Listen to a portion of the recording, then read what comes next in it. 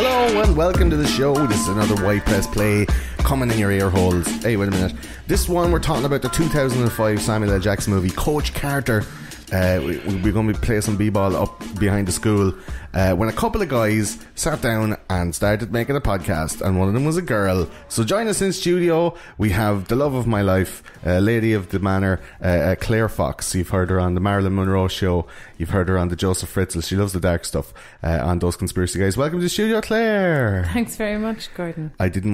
Gordon, how formal. I didn't want to give away too much stuff. Well, you about did just call me the love of your life, so. Yeah, but about your personal life, I mean, like, normally I go, and they do this for a job, and this for a job, and I didn't think you want people to know all that stuff. We'll talk a little bit about your job later on. Perchance, maybe, perhaps. And this one is all about Coach Carter. It's Samuel L. Jackson's, I think, like, you know, when you start to get a little bit too old for action movies and you start getting into more serious roles.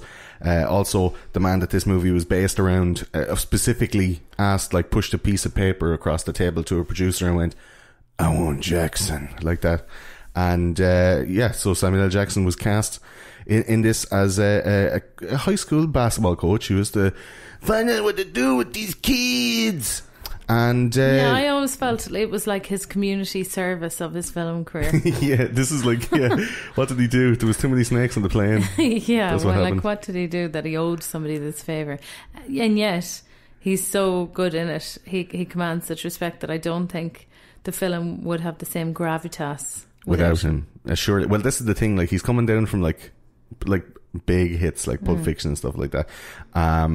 Black Snake Moan, I think, as well at the time, and there was like big, award-winning, noticed movies. And this one, I feel, as with all the movies on White Press Play, slipped under the radar a little bit for decent films that you should watch sometimes. It did. Do you want to know how the film came on my radar? I would love to. I was working with young offenders. Wow.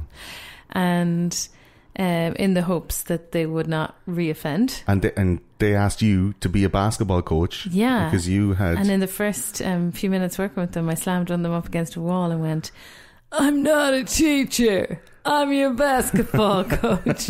And then they were like, claiming on you. No, they weren't from Dublin.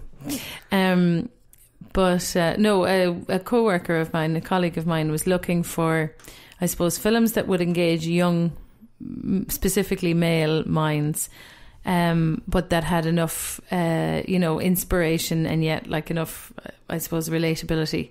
Yeah, Dangerous Minds is a bit too schmaltzy, even though you do look dynamite in a leather jacket. Well, with the seat turned around. That's just because I don't know how seats work. Can I get a chicken? A whole one. I've often said that in a restaurant. So you were like, I need to find something hip and cool. Well, I didn't find it now. My colleague found it and I had never heard of it. And she put it on one day and I found myself tearing up towards the end. Oh. But what I did notice is that it did grab the attention of the young lads we worked with.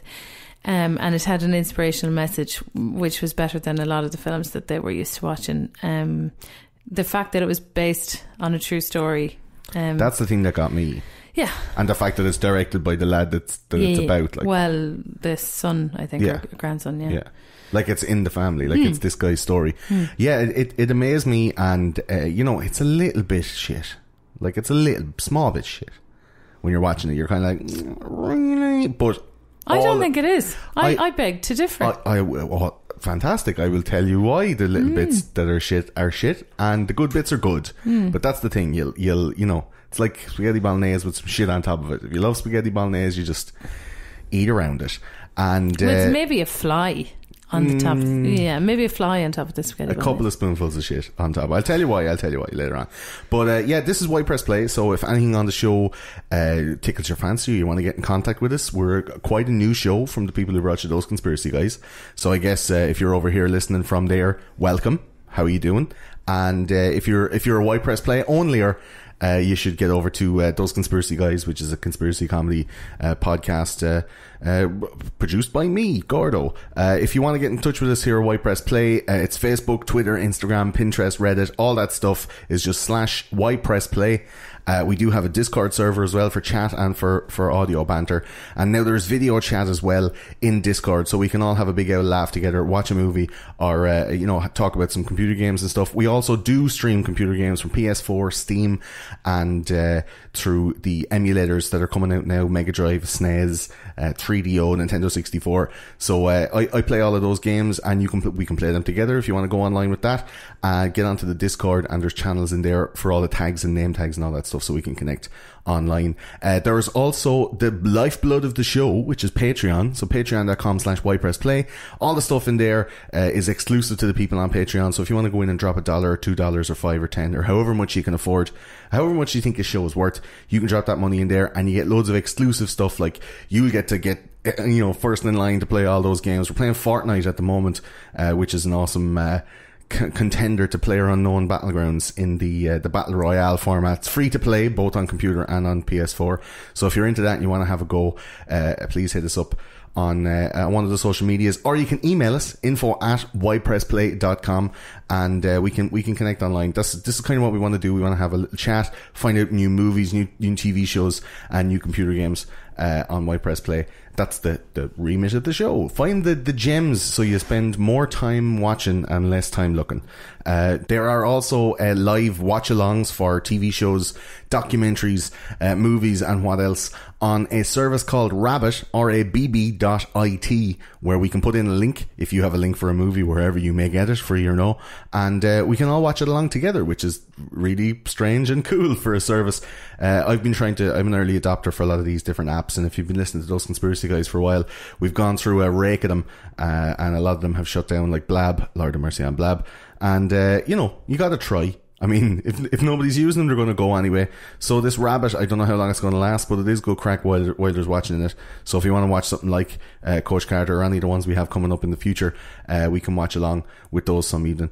So hit us up there again, like through one of the social medias or on Discord, and we can choose all together. So that's all the social media stuff out of the way. Please do get in touch. The community is small for White Press Play at the moment, but we are pumping out as many shows as is possible. And I'm doing stuff with Gordon Hayden and Box Office on TV3. We're doing some TV movie reviews. Like, it's getting a bit of, there's a bit of weight behind it. So I think if we keep on pushing, we could end up going to London and meeting some people and making some cool videos. I do try and make as many like vlogs and stuff like that as possible. So if you wanted to see the vlogs of when we did do TV stuff, hit up the Patreon or hit up our VidMe, our YouTube channel. YouTube is a bit scorpy at the moment with everybody.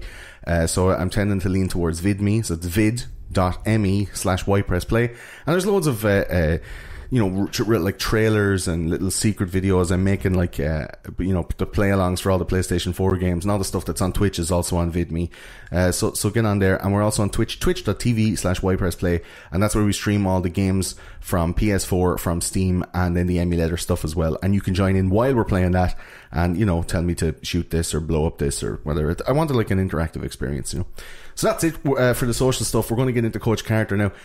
When I was watching this movie, Claire, I thought, brilliant. Sam Jackson, really good. From the minute he walks on, he's like, listen, this is the way it's got to be. And he's just very, God, I thought he was an additional guest there for a second. My Sam Jackson's not great. But he was just like, forthright. He was like dead serious about what he wanted to do. He was doing it for fuck all money. And it was real, like, very unbelievable as a character for a minute, until I went, no, you know what, people actually do nice things for free. Yeah, he was giving back, but also he recognised the value of it from his own life. That's the thing. So first of all, he had a son that age, the age of that he was when he was winning basketball titles, and he would have seen his own success that happened as a result of getting a scholarship to college, getting his business degree, starting his own business, which he, I suppose, felt like he had to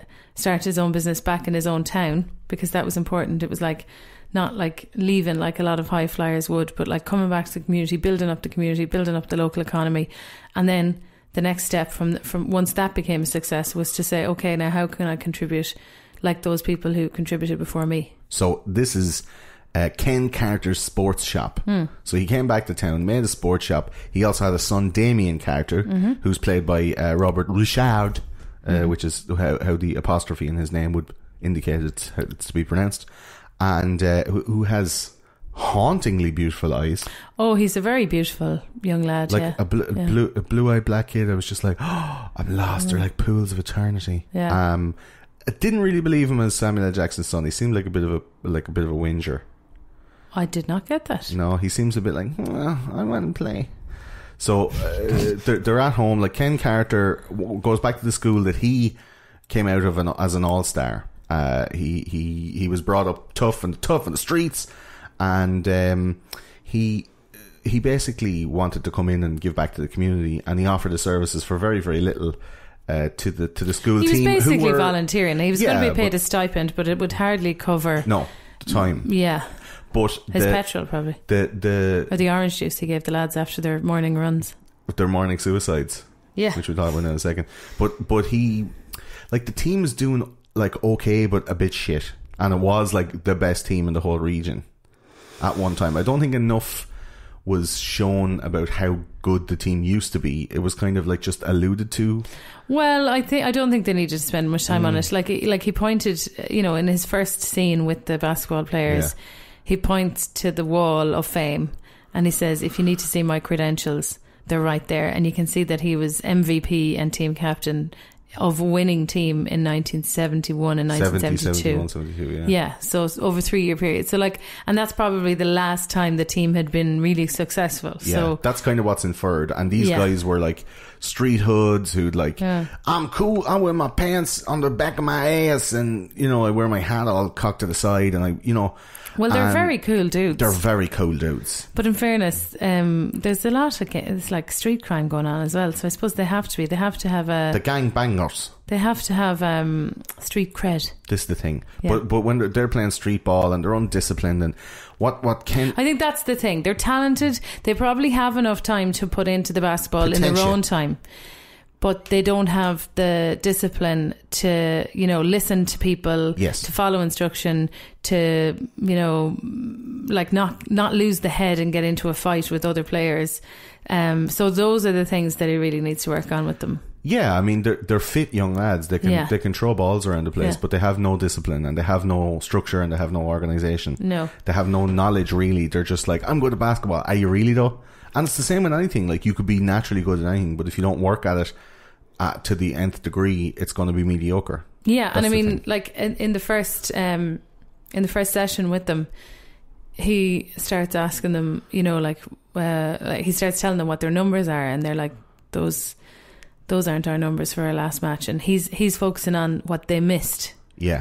And the players are obviously focusing on what they scored. Turning their perceptions upside down. No, it's mind-boggling. So what we do here on White Press Play is, since you're dying to tell the story of the film, right? We do a thing here called 60-second plot. Yeah. So if you want to, I'm going to give you 60 seconds, and you're going to tell the story from start to finish as much as you can in 60 seconds. Are you ready? Yeah.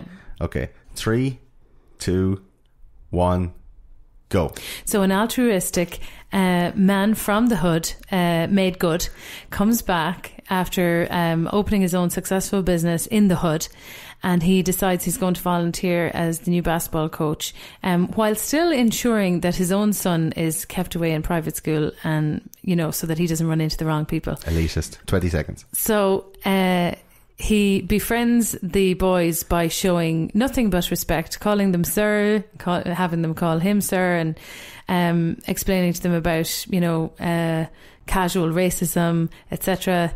Telling them that he expects a contract to be upheld or they won't be allowed to play in matches. 40 seconds. And then his son leaves the private school, joins the team. There's some heartwarming stories, and in the end, everyone wins. Except some people don't. Oh, sorry. That's 50 seconds. No, you didn't. So you didn't tell. Well, the time reminders put me under pressure. Yeah. So then there was 60 seconds is gone already. Yeah, but the time reminders. I thought you were just going to let me talk and then go. Athletes know how much is coming. That's the but that just puts me under pressure. Coach Carter wouldn't give it about the pressure. But that's why I don't play basketball. Exactly. So if Coach Carter came into this school and he was lackadaisical like all the other coaches, these guys are going to run all over him. So you say that he'd have probably given up. I mean, a lot of people did give up previously. This is the whole point of this.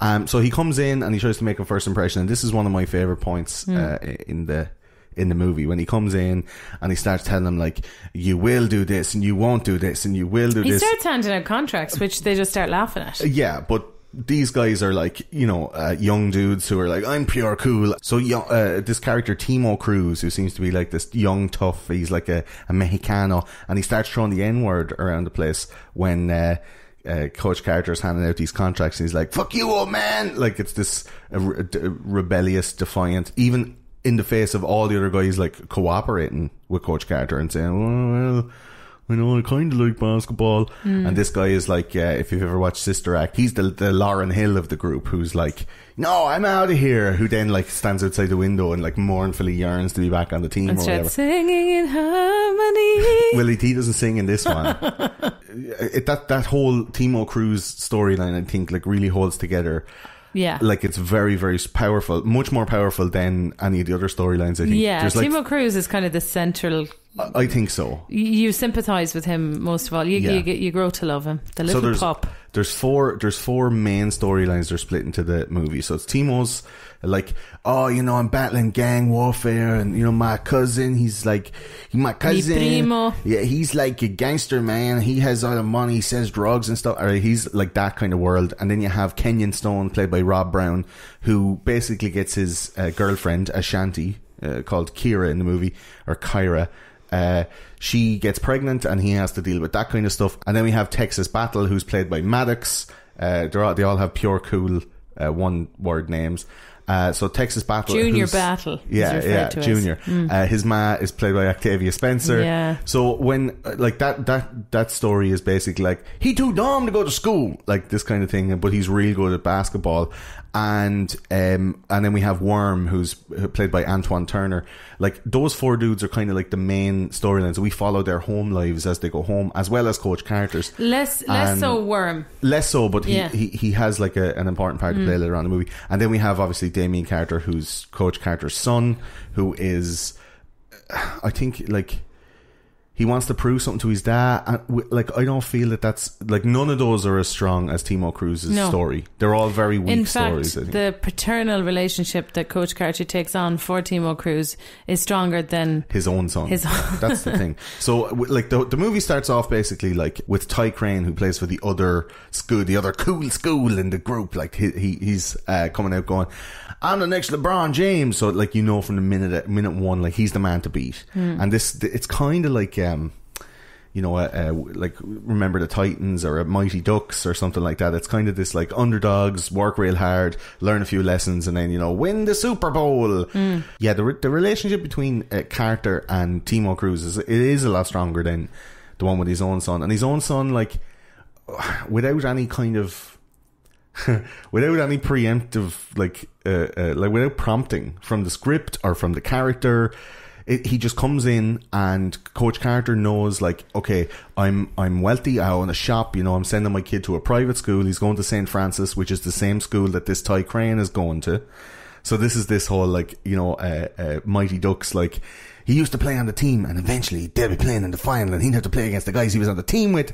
It's this kind of typical thing. Yeah. And as a true story, you're going, is it really true? Because I've seen that in other movies. Well, I think that's why they say based on true stories. Yeah. Because I'm sure if a lot of these true stories, like, I often think of The Blind Side. Jesus. And I'd wonder how much of that was just, because the Sandra Bullock doesn't look like she let the black lad stay in her house for nothing. She's just one of them kind of women. You know what I mean? But my point being that I think if you actually knew the whole story, like an example would be, that film with Johnny Depp, where Johnny Depp is, you feel pure sorry for him. What's eating Gilbert Grape? Blow. Oh. Blow. And like, I watched that and I was, oh my God, the narrative got me. And I was all like, Johnny Depp, why won't they listen to him? Yeah. And in the very last scene, they show a picture of the real dude. And you're like, he deserves to be in prison. Yeah. I think that's like why they have to fluff it up, because otherwise you'd be like, no, that's a bit too much truth for me, thanks. Yeah, I think the Ken character being as cool as he was, I don't think he was that cool. But in real life, Ken character, he was quoted as saying that Sam Jackson was the only man to play him. They say, who do you want to be played by? He's like, Samuel L. Jackson. And after the movie was made, character was quoted as saying, yeah, he's the best actor in the world. He got my character 98.5% correct. 98.5. And I'm like, I don't think, are you that cool in real life? Well, one thing I would say, just from having had to build relationships with young people myself, it doesn't happen that quick, but you have to, you have to pace a movie, and you've only, however many minutes. Yeah, So you needed a character as strong as Samuel L. Jackson to get across that very quick. He got them into ship shape. It's a 110 something minute movie, so it's not. It is fucking long. That's nearly 2 hours for movies of the time that were like. Yeah, I think it's paced well though. The start it's straight in, no kissing. Like, it's a $30 million movie. For everything that was in it, it's only $30 million. On the opening weekend, it got $29.2 million. And I think fair flipping place. Did well. I think Samuel L. Jackson really floated the boat. If it was to come out now, would it get as much? I doubt it highly. No. Yeah. That's the thing, you see. But because this, I think the Dangerous Minds style of getting respect that Samuel L. Jackson brought into that gym on the first day, he walked in and he just started calling them all sir. And he said, like, when but he wasn't even in gym gear. That's the thing. He had a suit. A suit with a tie and all that stuff. He wasn't like in blue shorts, that are slightly too tight. And a whistle. Well, he did a whistle. But he says, the use of sir and instant respect that he gave those lads for not knowing them, but like they look like hoodlums. And yet he still respected them and said, I'm from here. This is who I am. They were like, who are you, old man? And he's like, I'm this. And I respect you, sir. And you call me sir and I'll call you sir. And whenever we have like a game, like you'll wear a shirt and a tie and all this kind of stuff to build up that sense of self-worth or whatever. But it was a kind of when Michelle Pfeiffer went into that classroom in Dangerous Minds, he said, okay, usually you have to earn an A. I'm going to give you an A and all you have to do is keep it. Like, you've already won, just don't fuck up. Which is a completely different way to approach like problem kids or whatever. If you have somebody who's used to not succeeding, they're never going to try. But if you told them, listen, you've already succeeded, you're going to school, which is more than a load of kids, and a lot of these kids wouldn't go to college or they wouldn't graduate high school, they'd all drop out, they'd all start doing drugs. And Coach Carter was like, I want to stop that happening by making them love something and make them be really good at something that may give them a leg up financially if they do decide to go to college. Yeah, he was definitely personally invested from the beginning, but also for no reason. But also he knows the area. So like say for example, he was some guy who like had a near-death experience and was a businessman, but like didn't know anything about an area like that, didn't know anything about kids from that kind of that side of the tracks. Yeah. And decided that they were going to go to a youth group and give back and coach basketball. No matter how good they were at basketball, they'd have lost that crowd in the first 2 minutes. Yeah. Because you need a totally different set of skills that no amount of business school would teach you. And you really have to know yourself. You really have to know that you're not putting up with anything, and you have to nearly preempt what they're going to say. Well, the maddest part of the film for me, and because I know like you're in the job you're in, the people that you deal with and stuff like that, like, he had a meeting with their parents after giving out this contract, and they all came in and said, what the fuck is this shit? Do you think we can afford to have them buying ties and stuff like that? And Coach Carter's answer was, you know where Goodwill is, don't you? You can only get a tie there for $1. It doesn't have to be the best of fucking ties, it just has to be a tie. Yeah. It's not for the style of it. And then they say, are you saying we're too poor to shop in Goodwill? And they're like, we're not that poor. But that's the thing, that there's this mad delusion of status or whatever that was really being pointed out in the film, which I think is a really good for today's society as you as well, said, delusion of status, but also delusion of what's after that. What I really liked, one of the things I really liked about the film is that he really focuses on, but what if you do win the championship? What after that? Because if you don't do well in school, you've just got a trophy that you're looking at for the next 20 or 40 years. Working in some shit job, or if you're working at all. So he's like, what are you going to do? Keep your trophy? Like, it doesn't mean anything. And then he asks them, like, who won the last one? And they're like, we don't know. You know, that's the thing. So he's pointing out the futility of the delusion, we'll say. But for him, even, it wasn't even about basketball. Yeah. That's the whole thing. It wasn't about the basketball. It was about the discipline. It was about the conditioning. It was about like conditioning your mind, respect, and like being able to, you know, manipulate success into more success rather than just going like throw the ball real good and catch it and run up and down, boss. Like, he didn't want that for them. And one of the things that I thought was really funny is that he said, okay, let's start training. And they're all like, yeah, and tapping the ball around. He's like, right, everyone put the balls to the sides. So let's start doing these things called suicides, which is like you're running from line to line up and down the gym or whatever. Which anytime I show this movie to young people, they flinch and go, what does he mean? Because even though that was 2005, that's obviously not really acceptable now. Definitely, it's trigger word, I guess. But in Europe, like we wouldn't use that word in basketball. No, but they had like, it was just the technique of how to train. Don't make me commit homicide. Yeah, but they were doing like burpees, they were doing jumping jacks, they were doing push-ups, and he just had them doing push-ups and suicides for weeks and weeks because conditioning. He said the last time yous are good, you can pass the ball, you can shoot, but you always get ran off the court because you can't keep up. And they were all like, ugh. And he started making them run. Now his young lad was quite fit and quite well done. He was able to do all that stuff. They weren't like out of shape dudes. You're talking about Channing Tatum, who plays the character of Jason Lyle. Like, he has like a dancer's body. This is his movie debut, and like, he had never played basketball in his life before, so he had to have like personal training on how to catch the ball and run and move on the court and stuff like that.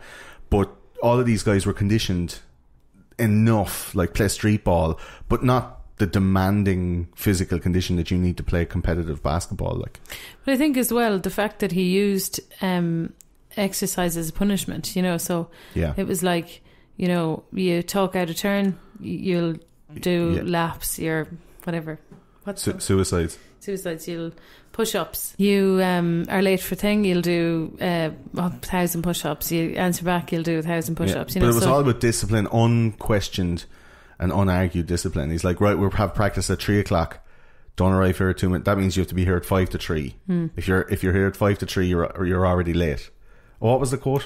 He said, yeah, we have practice at 3:00. If you're only getting here at 3:00, you're already late. Yeah. But also what's admirable is he stands behind that when his son is late. Yeah. So yeah, when his son comes in that minute or two late, it is kind of admirable and a little bit kind of like, you know, in The Fresh Prince when Vivian is the teacher and she punishes Carlton that little bit more because he's the son or whatever. So this lad comes into practice and he's all like, hey, what's going on? He's like, you're late. He's like, yeah, I'm new here and I didn't know. And the guy was in the class. He's like, I don't care. Push-ups, 150 push-ups or whatever. And he has to just like shut the fuck up. And the quote that Coach Carter is saying said, you can push up or shut up. Yeah. And all these guys are like, right, well, if I talk back, if I give any cheek, if I give any lip, I have to do stuff. And this whole kind of like conditioning, that's in all the first act. This is like, we're conditioning them to think and behave and train like professional athletes. Because if you don't do that, you're just an amateur at everything. So in the contract that he gives out to all these guys, and he puts it forward like, yeah, when you're out there playing real basketball, you have to sign contracts and you have to keep to them. So this is a contract I want you to keep to. So it's like, you'll turn up on time, you'll do all this stuff. If you break the contract, I'll make you do suicides. You break the contract, I'll make you do push-ups. And one of the things was they had to have a 2.2 grade point average. And when Damien, who's Samuel L. Jackson's son, wants to leave the fancy school, Samuel L. Jackson's like, no, having a tea in the evening, reading the paper. He's like, will you fuck off? I'm reading the fucking paper. And the son's like, I really want to. I don't like it at St. Francis. They all call me weird because of my like white eyes. But you get what comes across to me in that scene is that, you know, the way you were saying like Timo Cruz's relationship with Coach Carter seems to be more poignant or more, I think he needs substantial. It more. Yeah, he does need it more. See, I think that's the thing, that Damien Carter has been with Coach Carter, his dad, for life. So he's been conditioned from birth to say yes sir. He calls him sir at home, and there's a definite culture of respect there, the same respect he expects on the basketball court from the players. So, I remember Damien Carter says, "Sir, please listen." Yeah. And it's the first time you feel like he's actually being really, really assertive back to his dad instead of just going, "Yes, sir," "No, sir." And this comes after a whole spate of scenes where the young lad, the boys in the hood, are screaming and shouting back at Coach Carter, like, "Fuck you! Who the fuck do you think you are?" We've already had the Timo Cruz walkout, and then the next couple of scenes is Damien being very respectfully rebellious. But when Damien Carter asks Coach Carter why is he going to teach this team in this school that he, has nothing to do with his own son, he says it's a personal decision for me. And then Damien uses the same line back at him when he's saying, like, I'll commit, I'll do my own contract, I'll commit to a 4.0 grade point average. Almost twice as much as the other lads. Basically top. Yeah. And all this community service, and I'll, do everything if you just let me be on the team. Because he respects his dad so much that he just wants to play for him. And he makes a very valid point that if he's the top in a really poor performance school, he will have the choice of every college. More so than if he's in a private fee-paying institution. And do medium. And he's just in competition with a load of other fee-paying people. But he'll also be in competition with the likes of... So it's actually good business sense. I think it's clever of the young lad to do that, but he's also going to be... He'll be in the shadow of this Ty Crane who's playing for St. Francis, and there's a whole lot of posh lads in this school that are there maybe on physical merit, and they're getting let off with grades, which is the common practice, in high school, college, and college basketball and football and stuff like that, where the trope of the dumb jocks who are really, really good don't have to do well in school, and all the teachers just go, okay, they're winning, they're winning championships for the school, so we'll just let them off being... But they're not going to get the scholarships either. If they're being let off with stuff, they're not going to get the scholarship, or they're not going to because the school is under is disadvantaged or whatever. But they're still, these young lads are still labouring under the misapprehension that if they play ball real good... No, you're talking about Ty Crane, who's in the other school. Yeah.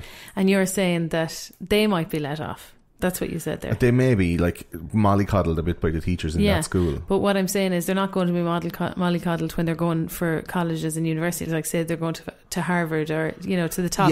Yeah. Because there's going to be such competition, because everyone else in the school is going to be top as well. But it sets them up for failure if their school is mollycoddling it because they want them to succeed, so the school gets trophies, but really they're not. So that more people will pay fees to go to that school. In school when you're copying the homework off your friends and all, and the teacher catches you, and it's like, it's only yourself you're cheating out of an education. You're not learning it yourself. You might as well not be doing it at all. And I'm like, but why do you punish me when I don't do it then? Because you're not going to do it or copy it off someone else. That's a personal gripe. But I just mean, these guys who are being mollycoddled in this fancy school are maybe not being conditioned as well as the hard work. No, because they haven't been used to hard work. Yeah. So Coach Carter is teaching them life is hard, but get over it and do the work, and then you might actually get out of that really awful beginning that you got. And I am living proof. So we see Timo come back to a situation where he's like, "Oh, you boys are all behaving yourselves and all," following through with this stuff. They're all conditioned and they're training loads, and they're coming out of school and wearing a tie and being really, if you're in the hood and you're doing all that stuff, you're kind of like, who's your man? But they're kind of a bit proud of themselves. They are now starting to be, and Timo's looking at them going, what are you going to be all proud with yourself about? Which seems to be that begrudgery kind of thing. And him and his friend pretend to stick the lads up on the street, and Jason Lyle, played by Channing Tatum, is kind of like, fuck you, man, what are you doing? Acting like a bomb, and your man's like, how's basketball? But really deep inside, Timo Cruz really, really wants to play. Oh, he's pure jealous. And I think when, it was just temper that made him walk out at the beginning. And when he did, I think he just assumed a load of them would walk after him. And nobody did. No. And he was on his Toblerone. So this leads us up to one of the nicest, I think, the most poignant parts of the movie. And it really tees the ball up for the whole second act, which is the actual advancement, the plateau of performance that these lads get into. So the whole first act is all here's what they are, we got to break them down, and then the second one is they're actually showing results, And then the third act is the payoff then when we see it. But in the second act, we start to see real character changes and developments in these lads. Now, it flits back and forth, and I think the other storylines, like Kenyon and Kira getting pregnant, and Kenyon's coming in and he's like, oh geez, I'm worried about having a baby, and Kira's all like, oh, you know, I'm looking forward to having a baby. He's like, do you like, I'll pay for an abortion. Do you want to get an abortion? The thing about that is, I think that's a really important storyline. So I think it depends on what line of work you're in. Well, tell us then. I think that's a really important storyline, because I think that sometimes teens think that, you know, it is going to be fine. Like, we'll be fine. We'll have the baby and it'll be fine. And because he has, for the first time, started to be encouraged, and Coach Carter's telling him, you know, you're really smart. So, like, you could do a really good degree, and people will probably be looking for you to play for them because you're really good. So you've got the golden ticket. Do you want to ruin it by having a baby? But I mean, he doesn't even. Coach Carter doesn't even know his girlfriend is pregnant. No, but that's what I mean. Like, Kenyon's thinking about it. Yeah, so Kenyon's thinking about it, and then I actually have a shot here, man. Like, and there's a really important scene where Kenyon goes back to Kira's mum's apartment, like to her apartment. Oh, they're babysitting. And they're babysitting. She has to mind her little nephew, yeah, or her cousin or something, her cousin's baby, and the baby starts roaring, crying, and then Kira starts giving out to Kenyon about the way he's holding the baby, and then he's just like, you can just see him going, this isn't what I want. Fuck this isn't. Yeah. And then he starts going, like, asking her questions like, what do you think, how do you think it's going to be any different? She's like, I know it's going to be hard. And he's like, you have no idea. It's this, like, every day. Oh, this will be it. And even faced with that, she's like, you know, whatever. And then he kind of goes, okay. And he tries to drop the hand. They try to do some sexy stuff. And she's all like, oh, that's what's got us in this situation in the first place. And he's like, well, look, if you're pregnant and you're not even letting me ride you with no Johnnies, I'm not into this. I didn't see that side of it now. But I suppose I'm female. I'm just saying he's trying to make the best of a bad situation where he's like, I think we're babysitting and doing all this stuff, and like, oh yeah, it's going to be great. And then he gets caught going like, the baby's crying, and your man is like, oh no, get off me. And he's like, no, I'm not getting anything out of this. I get the impression that he's saying, like, how do you think that we're going to be any different from your mum or your cousins or your you know, how are we going to be any different? Like, I'm going to have to work to support us, you're going to have to work to support us, we won't be able to go any further in education, and then we'll have no money. And at one point the two of them have a baby. The two of them are even going like, she's going, well, I'm going to break up with you and I'm going to bring up the baby on my own like everybody else does. And he's like, all right, fair enough then, go fuck yourself. But her pride is hurt, because he doesn't say at any point, I want to leave you, I don't want to have this baby.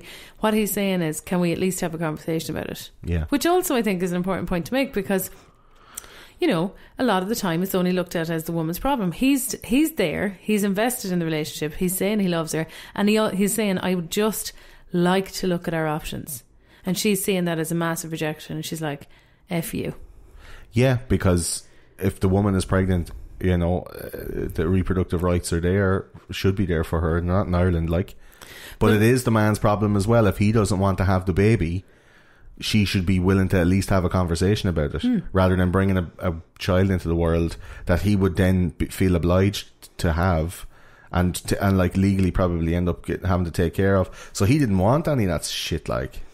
It's not that he didn't want it, it's that he wanted to have a conversation. Yeah. And she wouldn't. Yeah. So she went, let's break up. Because he was actually, I'm going to go off and have this baby. And he's, but all the while she's doing that, he's going around looking at his options, talking to colleges, telling them that his girlfriend's pregnant, going, what can you offer me in terms of a scholarship and support for a new family? Like part-time education and this kind of stuff. Yeah. So he's actually doing his homework, but she's just shutting him out. Yeah.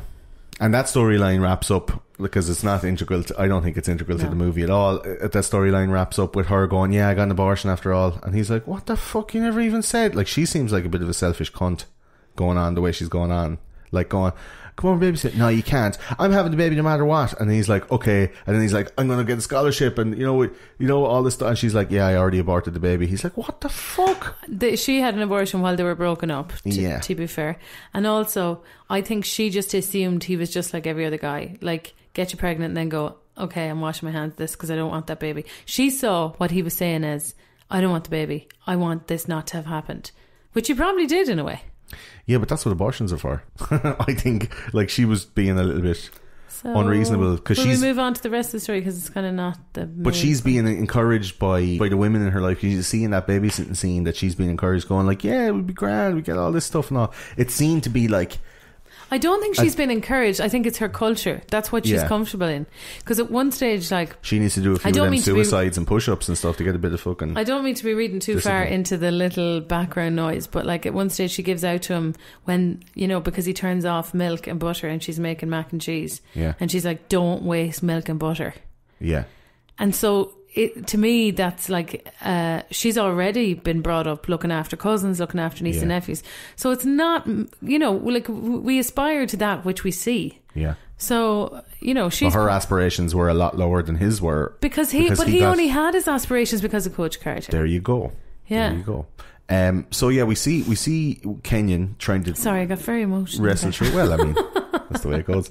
Kenyon's trying to wrestle through all of that stuff, and. When the lads are getting like kind of slapped up by Timo and the boys like fake robbed or whatever, that kind of stuff comes out now where they're like, geez man, come on, like you're still fucking around like on the streets and we're actually going to make something of ourselves. Like they've been doing it for a few weeks now, they've been training, they're a bit more conditioned, and Timo I think is looking back and going, fuck, I'm regretting walking out now. Like, you're really having that much of a good time? And everyone's like, yeah, it's going to be great, bro, you want to get on this shit. So one of the like scenes to kick off the second act of redemption, of regrowth and rebirth, is Timo comes back.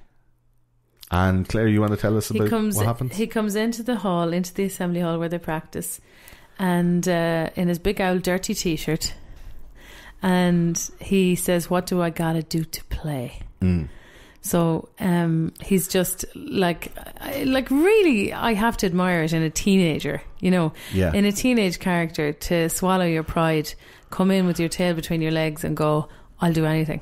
So like his team, he's just watched his team hop the shite out of another rival team, and they were able to do so for the whole length of the match because they were super conditioned by doing all those suicides and push-ups and all this kind of stuff. They had strength training, and Timo was like, the boys are after getting good. I want a slice of this. So I think he saw, like, the thing that twigged it for him was not like the academic promise or, you know, the future potential that Coach Carter was eventually bestowing upon these lads. It was, the lads are actually, like, this coach must be doing something right because the lads are after getting actually really good. And if that was enough to trigger him into going in and doing that, to get him on the road of being, like, academic and doing all this stuff, signing the contract and keeping to it, I think that's enough, right? Yeah, but not only that, but I'd say it's one thing to watch your team win, but it's another thing to be in the bleachers, as they say. Yeah. When the only thing that you can do that makes you feel good and makes you feel like you're really good at something, you're not doing. Yeah. You're watching. Yeah. That's tough. Yeah. He comes back into the gym. He's like, what do I got to do to play? And then Coach Carter gives him a kind of like an almost unrealistic amount of work to do. He gives him 2,500 push-ups and 1,000 suicides, which is what the lads have done. And he said, and you have to do it by Friday. So he had a week to be in the gym morning, noon and night, just hopping these exercises to catch up with the rest of them. Now, he was pretty fit as it was, so I guess it was like, I think Coach Carter went, okay, that's achievable, but not like, I know, but impossible. He did actually look like he'd been through the wars when he was only about quarter of the way through them. Yeah, sweating and all. And really, really nice moment that I'll let you describe for the audience. So at the end, in the last practice of the week, Coach Carter asks his coaching assistant for the numbers, and the coaching assistant's like, not in a million years. So Coach Carter's like, okay, sorry, bye. And as he's just walking out of the gym, a couple of the more admirable players on Timo's team say, well, you know, I can help him, I can do some. The first hand up was actually Channing Tatum's hand. He's like, I can do them suicides, coach. And then he's like, you know, one player struggles, we all struggle, because that's a lesson that Coach Carter has been, you know, really banging home. And so what I think is very amusing about that scene is, you know, Coach Carter's son Damien is quick to join in, and so is Junior Battle, and then eventually, where I'm goes, okay, I'll do it too. Yeah. But I mean, he really has to, he's almost shamed into it.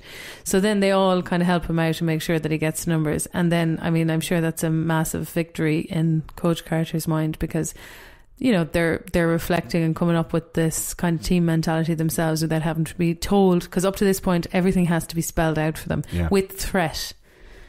So I think that that's a bit of a lump in throat moment. It was a turnaround for Timo's character, because he's like involved in gangbanging and drugs and this kind of stuff, and his cousin is very much kind of a big player. We won't put any spoilers in about the cousin, but like some shit goes down, and you know, Timo's his mortality and his future is laid out in front of him, like going, listen son, you don't want to be a statistic, like. And he tries to put a lot of effort into this, and it was Act 2, like the middle part of the movie puts a lot of conflict and a lot of the enactment of the contract details, or the contract parameters that were set out at the very, very start, that seemed inconsequential. And it's one of these, like, you know, I keep on saying Fresh Prince of Bel-Air, but like, you're kind of like, I think you've almost forgotten about it. Like, it comes to Christmas, they've been selected to play in this big fancy schmancy tournament. Yeah, there's a montage. They've won 4 matches in a row, like trounced these things, and there's all like a training on, they're passing the ball and high-fiving and dunking and being deadly and doing all these picks and rolls and all these 3-pointers and stuff like that. And every time they do anything fancy, Coach Carter's like, hey, keep to the plays, and they're like, sorry sir, and it's all like very, you know, steady, and they're not like showboating or grandstanding. Before, when they scored, they'd be all like ma ma ma in people's faces. There's a great scene where he comes back to practice after a match where they've been kind of rubbing the other team's face in it, and he's like, somebody tells him his shoes is untied, so when he ties it, he's like, I tied that shoe, I tied that shit. And everyone's looking at him like, you're mental. And he's like, oh, you know, that's what you were doing the other day, you were acting like you did something, there were my plays that you were playing, but you were acting like you were the best in the world, you know. I trained you, the only reason you're any good is because of me, but you don't hear me shouting about it. And then they're kind of saying, well, the other team were doing it as well, and he's like, that doesn't matter, you act with dignity and you behave. And it's so much like more of these gentleman lessons, like be better than that, be bigger than that, like don't just do something because everybody else is doing father kind of shit, like, I think, very paternal. So one of the conflicts that they had was with Junior Battle, with Texas Junior. So Junior, who's a great player, wasn't doing well, and he didn't meet up to the academic minimum requirements that Coach Carter set out, and he said, you can't play on the team. So Junior, like, storms out of the practice, like Coach Carter says, or you're not playing in the next match. He's like, fuck you. And at this point, Coach Carter is finding out, he's getting the teachers' reports back, he's finding out that Junior Battle is failing everything. The teachers aren't even cooperating with him. He's like, I'm trying to do part of your job, I'm conditioning these lads to do well, and you're not helping me. That was really annoying for me. So some of them are, I think the principal, it shows a couple of meetings where he's kind of trying to take the principal to task, and then the one golden nugget of the line where the principal says to him, your job is to coach the basketball team, I suggest you do your job, and he says, and your job is to educate these young men, I suggest you start doing yours. There's a lot of those kind of moments. There's a lot of Jackson. Drop the mic.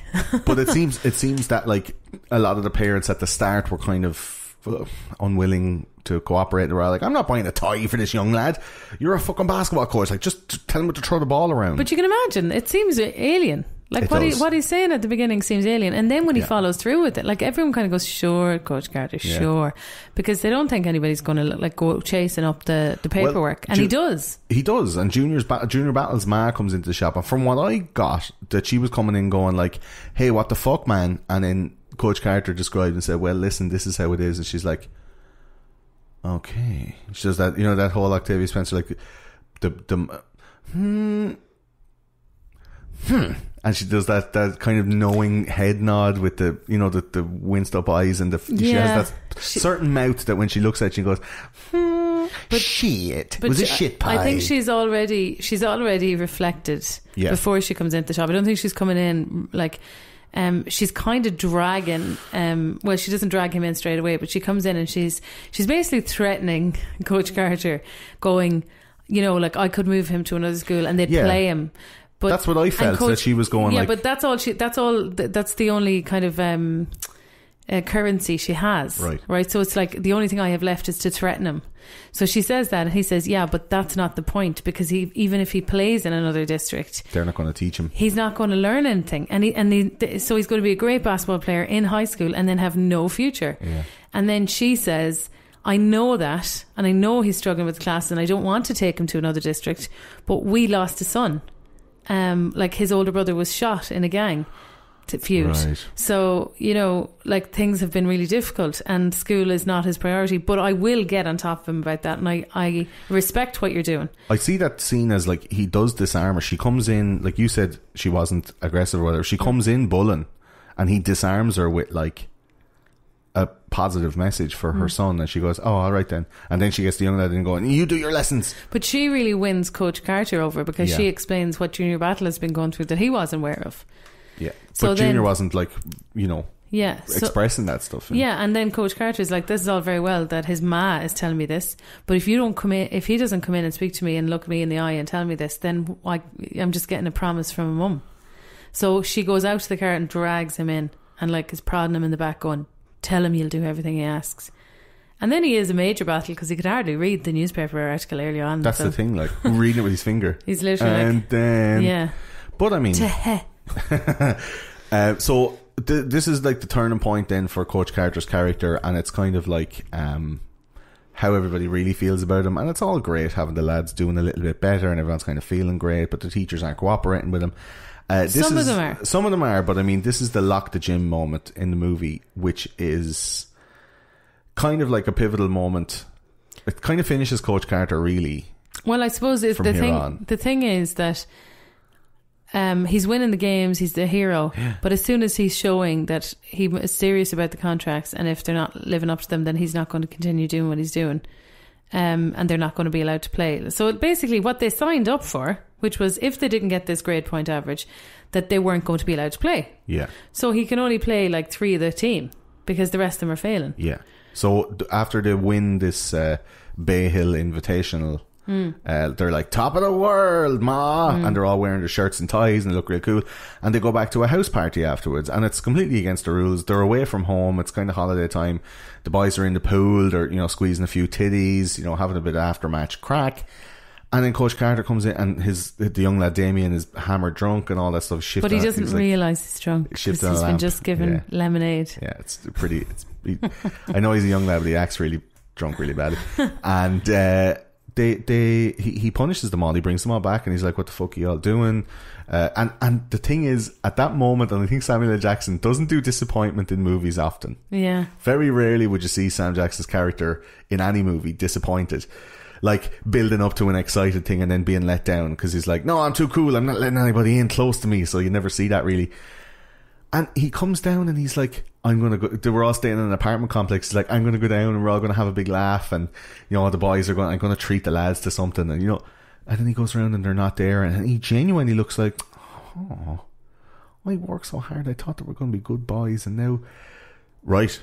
And I think because of that, he overreacts at the party. And he's like, right, get your ass out of that pool. And it's like, he pulls all the lads out.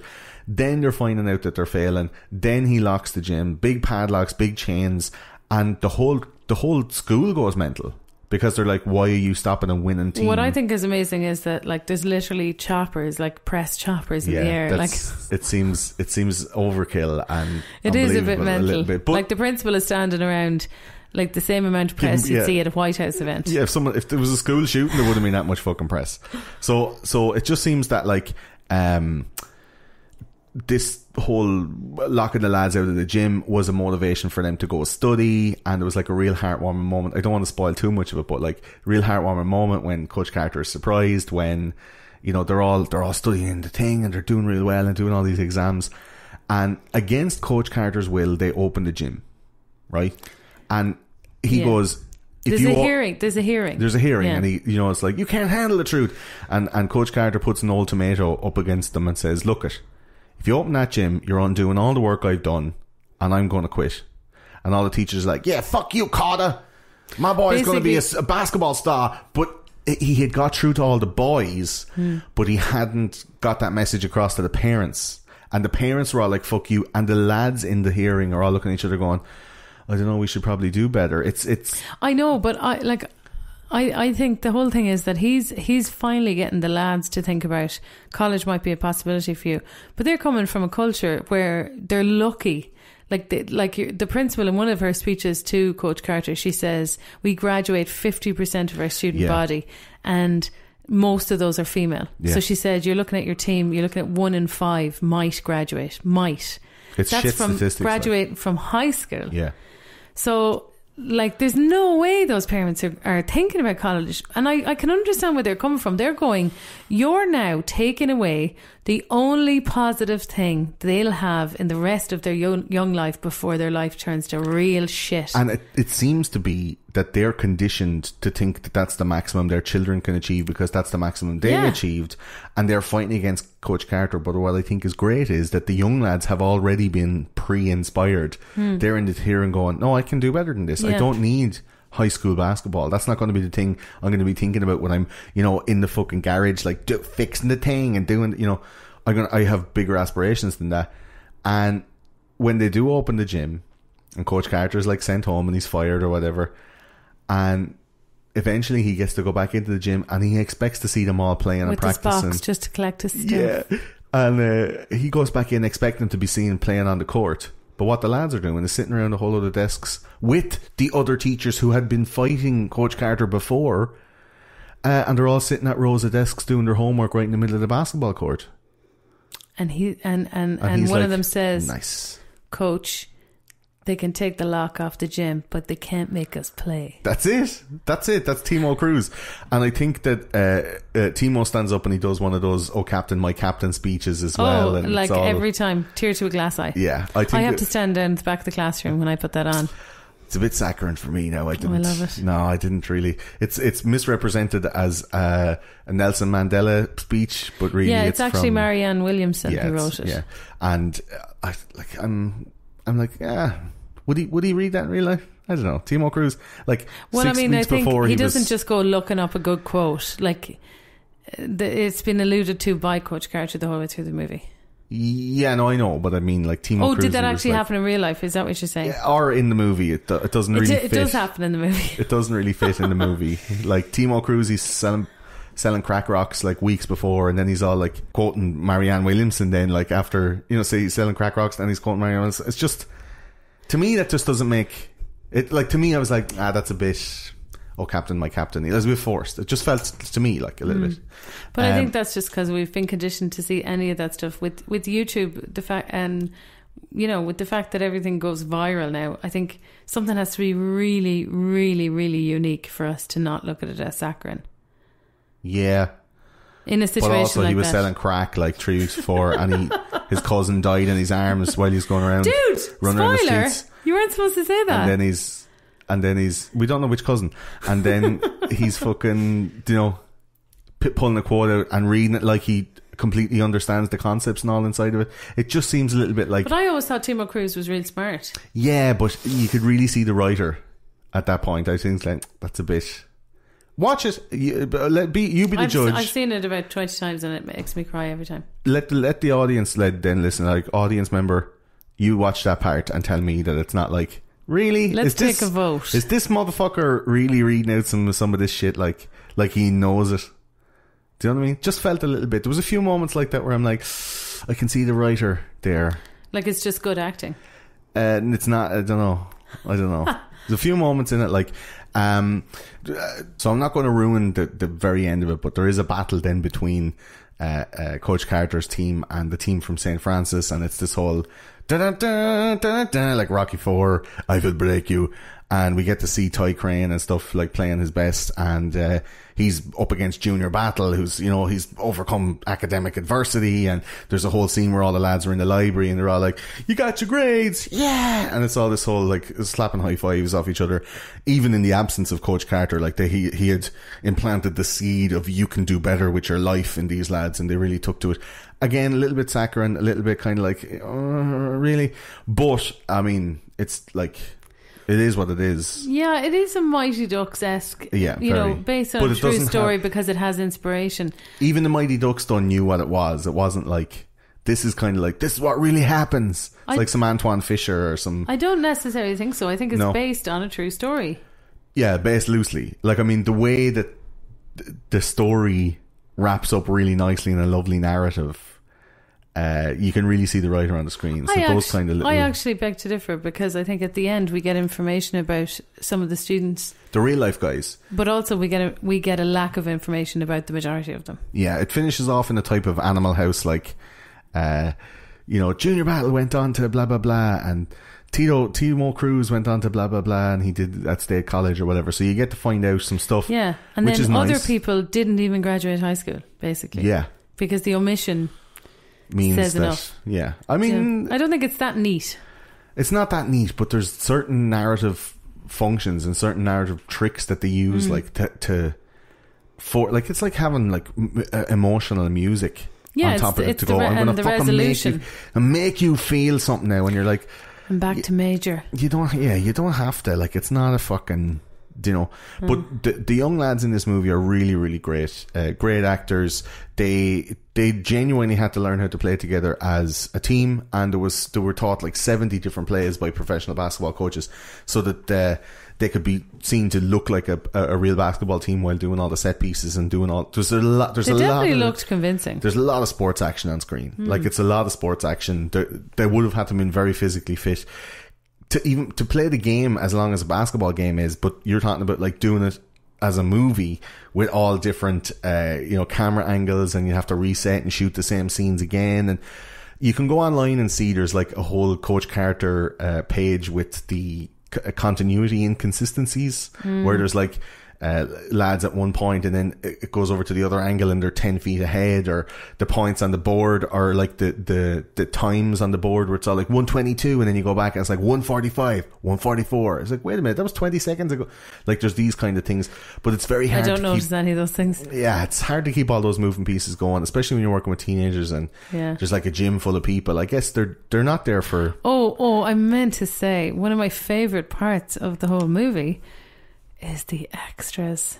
It is just like, like they got them out of the local, I don't know, 7-Eleven, I don't know, homeless shelter. Like, there's some of the craziest extra shit I've ever seen. Like, when people are told, like, be in a crowd, pretend you're at a basketball match, shout but don't make any noise, dance at a swimming pool party, but also be dressed up like you live in Alaska. Like, it's just crazy. Yeah, some of the... You wonder where they got their extras. Like, was it like the €2 extra shop? Like, I think it was bad. Like local kids from the school. Do you know the way when you're supposed to be an extra and you're supposed to talk and say rhubarb, rhubarb, rhubarb, rhubarb, but not make any noise because the leading actors are being recorded with a microphone. Like, they're being taught to shout. You have to shout and scream like you're the crowd, but we have to hear the lads talking on the court, so don't. But they're all going, yeah, do it, but it's so overacted and shite. Like, a lot of them have posters, and then some of them there's are one like, guy in the front row in a black jumper. That guy is so fuck. He's like doing the dance and everything. He's doing this dance. He's got his hand behind his head doing the sprinkler. Yeah, is that what that is? Yeah. And I'm like, he's delighted with himself because he's like, this is the only way I'll get on camera. Yeah. And then there's people who I'm not kidding, have one eye looking at the court and one eye looking for the court. They just look like they were let out for the day. With the basketball? The extras are special. Like if you're going to give this movie a go just for the extras, I would recommend it. Yeah, the sports scenes, like, because I know I'm not into sport or whatever. I know very small bit about basketball, but knowing how like physically demanding it is to even play the game, never mind. I know what it's like to make a film or make some kind of video as well, and how many times you have to do it. So they had to possibly play like 6-7 full basketball games worth of running up and down and passing the ball a day when they're filming that stuff. Like, it's fucking immense fitness needed for that. And the facts online say that they were taught 70 special plays for their team to show the teamwork. So there's other like plays that you can play in basketball, like picks and rolls and stuff like that, where it's like pass, shoot. But these guys were doing, like, Coach Carter had to do like 7 passes minimum, and make sure you do all this stuff because they were trying to run the other team out of juice rather than going like pass, run, score.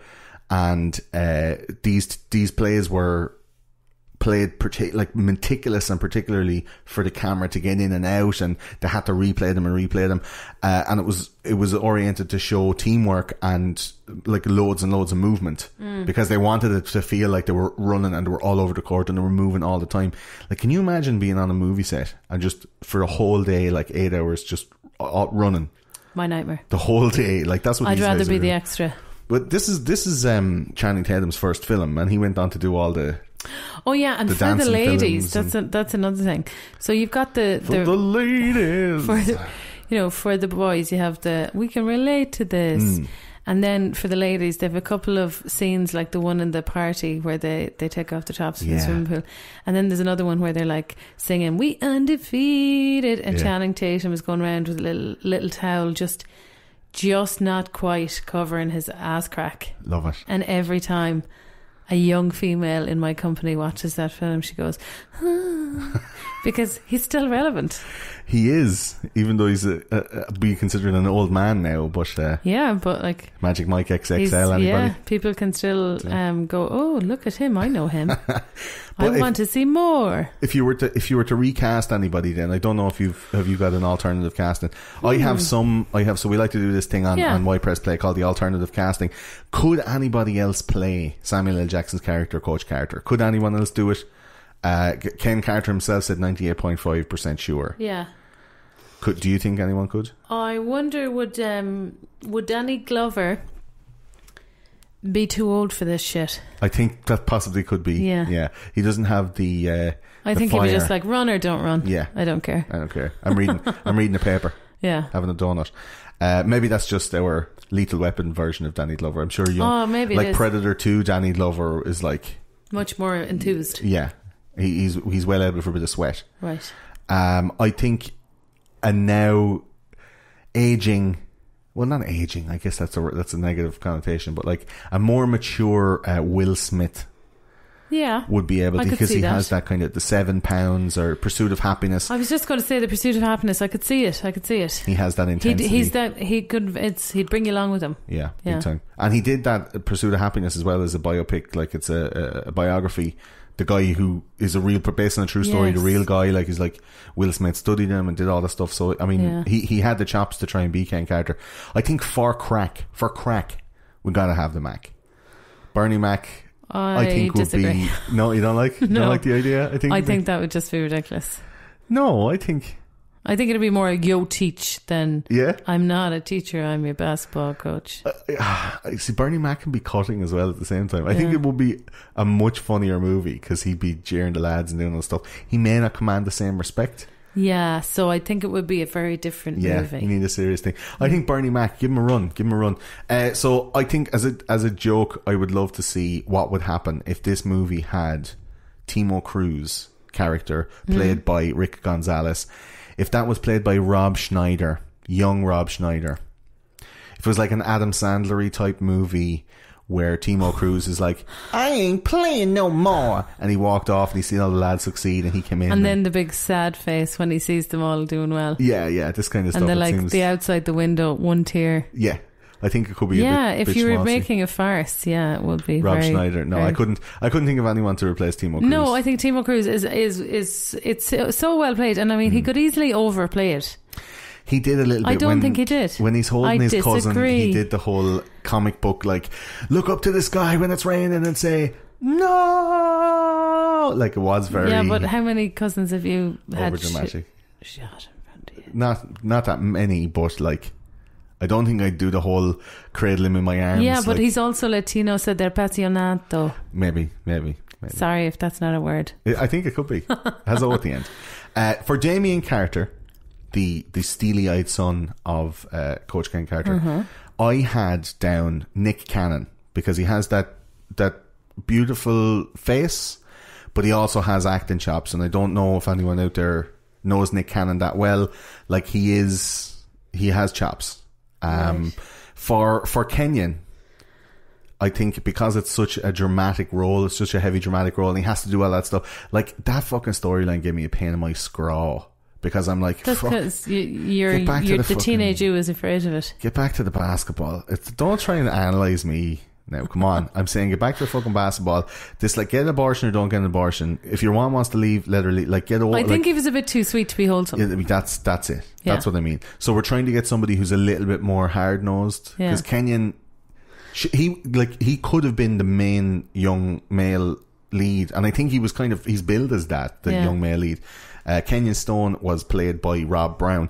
I think Morris Chestnut, who is in Boys in the Hood, the lead character, he's hard nosed, he's raw, he's rough, and he'd be able, like a young Morris Chestnut would be able to come in and go, bitch, you having this baby or what? But I don't think that was the character. I think the character was a real, somebody who was a good boy, who was trying, like, even the fact that he was so committed, in such a committed relationship at 16. Yeah. Do you know, like, I think he was just a good boy. He wasn't, like, they alluded at the beginning, like, his friend is all like, he's trying to try it on with every girl, like, he's a horn dog, Yeah, maybe, yeah. Who was that? Worm was, like, he's basically every girl he's asking out. So they're all like, sure, you don't fancy me, you just fancy anybody with boobs. Yeah, but whereas Kenyon was like the mature guy in love. So I think that was just his character, and I don't think, like, I don't know if your man from Boys in the Hood would have. I think that would have been a little bit too stereotypical. To be honest, it's a similar character. He plays in Boys in the Hood. He's like, I want to be better than this. I want to not be in the hood, a boy in the hood. I want to better myself. Yeah, but you were like saying, but a little bit harder. He felt like a little bit of a fucking wimp or something. He was very. He wasn't. I didn't think so. I wasn't assertive at all. Silent and confident. Maybe so. So for Junior Battle, played by Maddox, I think I liked him. I did like him. He was good.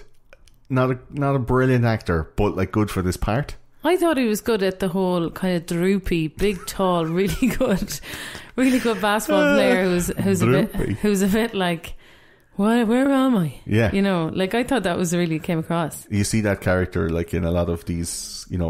Here's four dudes. One's the leader. One's the fat funny guy. One's a weirdo, and the other one's like, what are we doing? Like, it is a bit Scooby-Doo-ish. The other one is Channing Tatum with his towel tied so. Just see the cleft of his crack. I think that an older, now more mature Tyler James Williams, who plays Chris in Everybody Hates Chris, who is a great actor, and he's very underrated. I don't know when he's going to come back into the acting fold, but I think he could be a really good Junior Battle, because he needs to be a little bit sharper, but he can play dumb. Like in Everybody Hates Chris, he could play dumb real well, but when he needs to be sharp, he could be sharp. And I think Junior Battle was like that. He was good on the court, not great in the books. Yeah. For Jason Lyle, played by Channing Tatum, I've chalked one down here for the white boys. Liam Hemsworth. No, too clean cut. Are you joking? Channing Tatum is really clean cut. I think Channing Tatum fit in. I think he fit into that movie. I couldn't see Liam. I couldn't see it. No. I think, or a young Tom Hardy maybe. Tom Hardy was like, he was a bit of a Jack the Lad, like a lock, stock and two smoking barrels kind of a fella, like a bit of a gangster, a bit of a how are you getting on. Tom Hardy maybe. You need somebody like fit and big and I'm happy with Jason. I'm happy with Channing. You happy with Channing Tatum? Yeah. Oh, okay. We'll see about that. Channing Tatum. She doesn't make me like dress up like Channing Tatum or anything like that, guys, if you're wondering. Yeah. I don't have a towel or anything. Just pull it down just a lower, tweensy bit. Lower. Higher. Yeah. And then Kira, the pregnant girlfriend of Kenyon.